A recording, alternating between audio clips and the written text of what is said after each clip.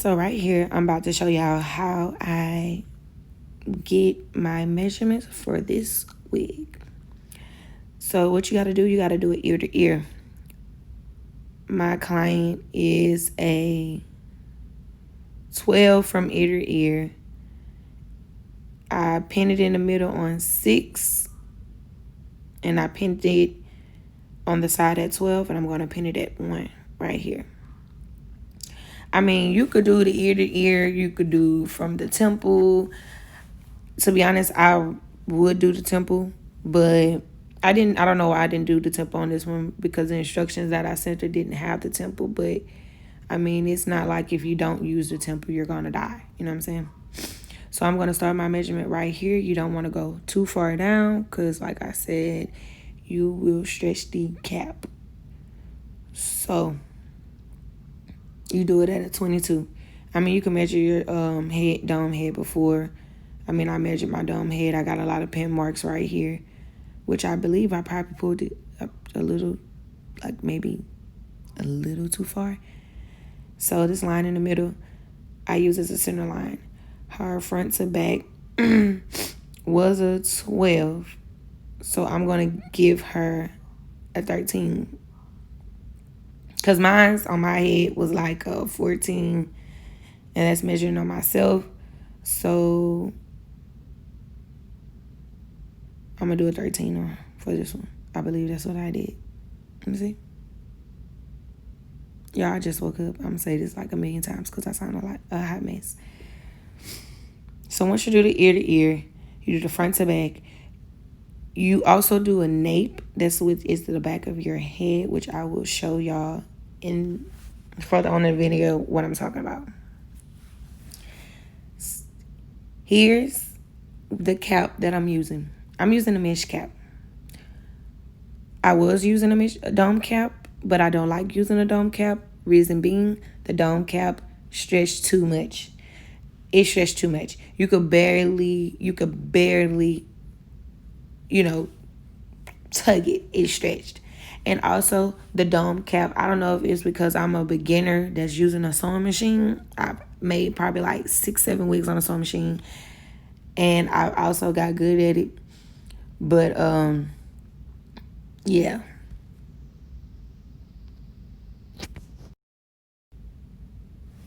So right here is what I was telling y'all. Is the back of the nape. You want to get those measurements, and right there is a 3.5. Normally for a 22 circumference, it's a 3.5 or 4.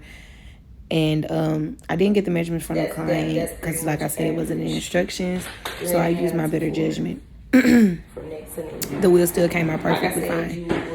What you don't want to do is what I'm explaining here is, if it has excessive cap, you do not want to stretch that cap. You want to pin it where the measurements are. And I'll show y'all how to use block measurements.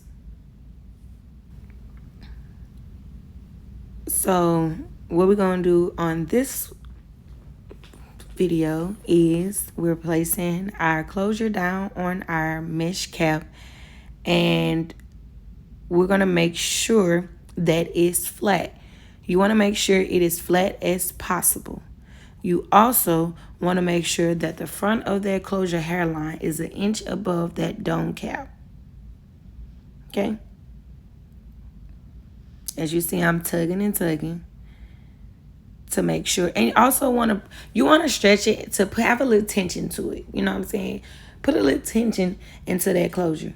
You don't want it loose. You don't want it loose. You want it to have tension and flat. All right? As you can see, this little part right here did not want to lay flat. So I'm going to keep doing what I got to do.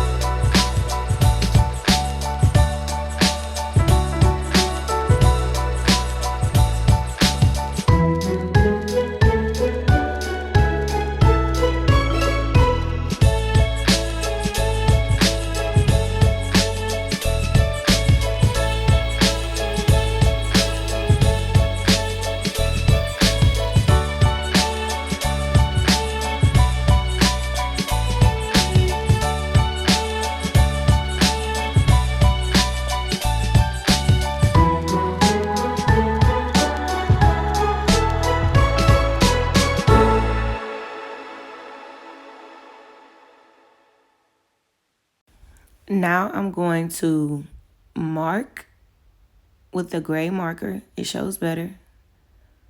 Sharpie, I mean, where my closure is, because this is a guide. You're using this marker as a guide. Also, you're going to mark too for your bundles. But I'm marking it right now. Looking at everything, making sure it's straight. I can never say my STR like right. I just embarrassing. Anyways, marking it. Girl. What you doing? Oh, you got your tape out? Okay. So what we're gonna do, we're gonna mark at every inch. You know, an inch, you're gonna do a mark. Now, if you want to do an inch and a half inch or whatever, so be it. I had to go back in and actually add like 2 bundles within the in the cap. You don't want to make them really close together because then you won't have any stretch to the mesh cap, especially if your measurements may be a little off. See my daughter hand all in the way. I can't be great. So also, a very important thing that you need to know, when you get close to the closure, do not sew the closure the track on top of the closure. Reason being, because if the client comes back and they say, oh, I just love my unit, I just want to replace the closure. You do not want to take off the track, because once you take off the track, you then destroyed the whole week. You're going to have to make it all over. You could sew the track as close to the closure, but not on top of the closure. That makes sense? Okay. Alrighty then. I'm about to play the little music again.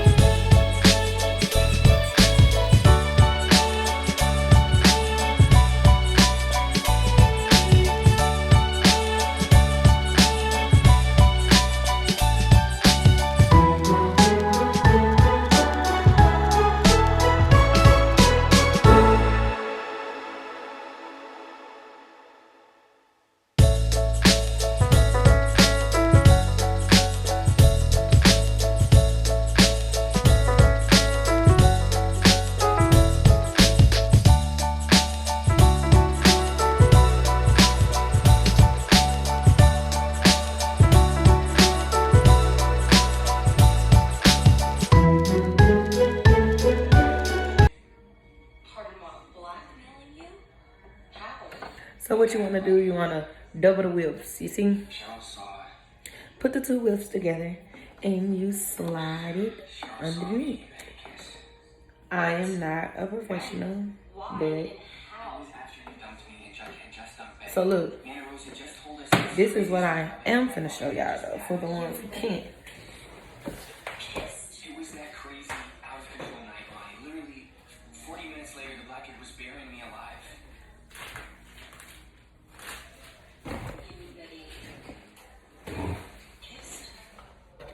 We haven't talked about it since. I don't think either of us are ever going to talk about it again. Okay. So, for those who have a difficult time, who will not be able to do this, right? It's because it was very hard for me at first. But what you can do is put a pin. And what you do with that pin, you slide it on the top of the bottom. You could use a smaller one, but you can see that? Top and bottom. See? Top and bottom. So what you're gonna do is, these are for the ones who have a hard time, who can't do this stage. And you're gonna put those pins on all of them.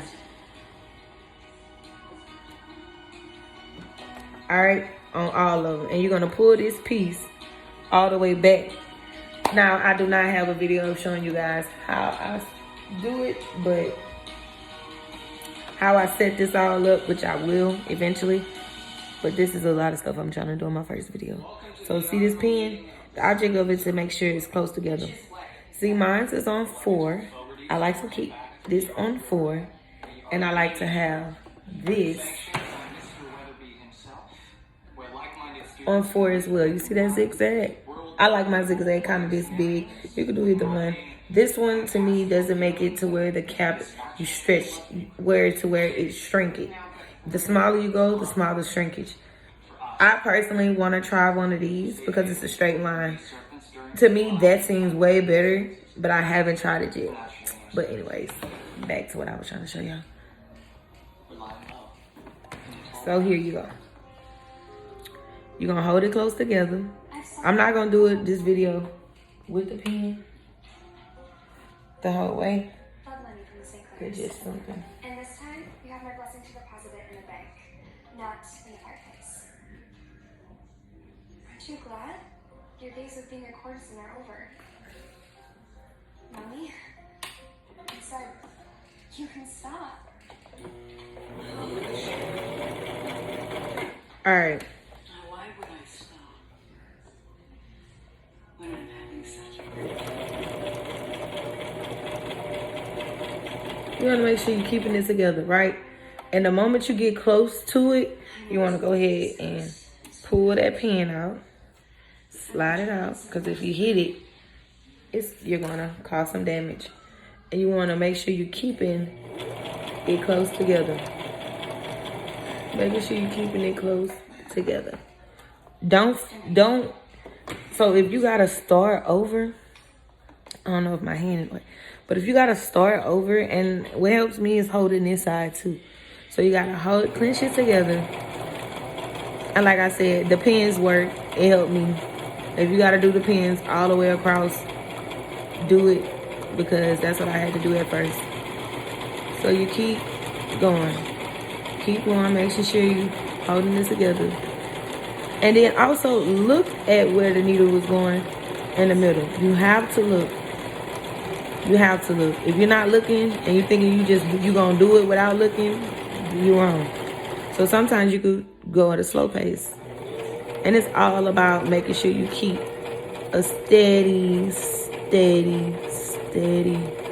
consistency. See? Last time I asked for protection from my father, I wanted for Veronica too. She's caught up in this. I don't want her hurt or in trouble. Help us that she and your father are both off limits. Protected. I want that in writing. Absolutely. But you can't get emotional again. Not like you did with Nick St. Clair. You get emotional, you get Pinch. It's like you gotta pinch it. Okay? Pinch. And my feet, I'm tapping it a little. I mean, I'm really not tapping it as fast. I'm like tapping it just a tab. Okay? For the beginners, you do not want to just go in and go real fast because you're going to lose yourself. It took me maybe making 4 wigs to kind of get it. But it probably would have took me more wigs because I'm the type of person to start over and over again.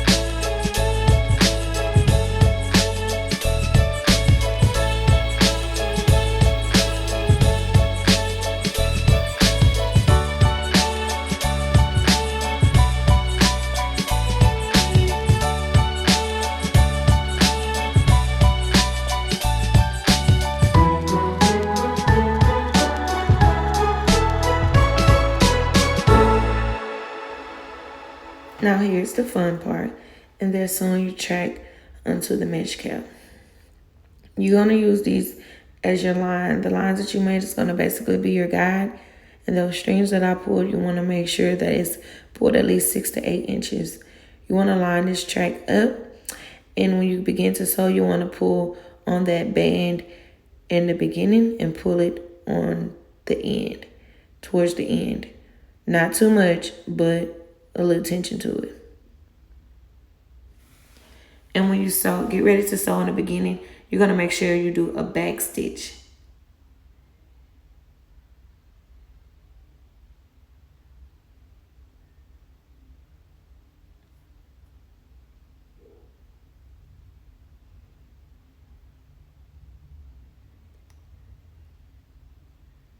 Back stitch forward, then you're going to go and you're going to move this cap around to make sure the needle is going where you need it to go. So you're not going to basically just be going sewing your track on a straight line throughout.